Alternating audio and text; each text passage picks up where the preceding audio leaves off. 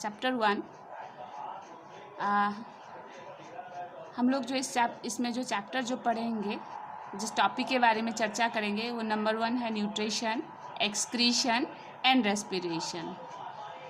So first we will discuss about modes of nutrition. All of you know that the modes of nutrition are mainly autotrophic mode of nutrition. Autotrophic mode of nutrition means which include plants. We can divide this autotrophic nutrition in two parts, photosynthesis and chemosynthesis. And other was heterotrophic mode of nutrition. So heterotrophic mode of nutrition means in which animal depend on plants for their food. So firstly, in autotrophic mode of nutrition, we discuss about photosynthesis. Photosynthesis, the process by which autotroph take material from outside the environment, which include sunlight. Sunlight is used here to produce energy in stored form like glucose and starch. Material required for photosynthesis,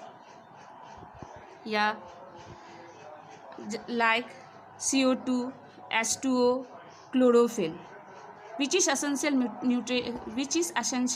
for photosynthesis. Glucose here means starch, means carbohydrate. So when photosynthesis take place in the presence of C6CO2 plus 12H2O, sunlight and chlorophyll, which gives product like glucose plus 6CO2.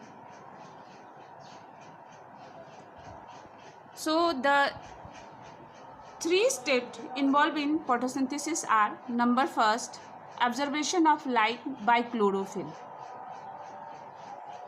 Second, conversion of light energy into chemical energy during the process of photosynthesis. Here, splitting of water molecule into hydrogen and oxygen. So means reduction of carbon dioxide into carbohydrates. C6CO2 plus 12H2O, carbohydrate C6H12O6. So here are showing cross section of leaf.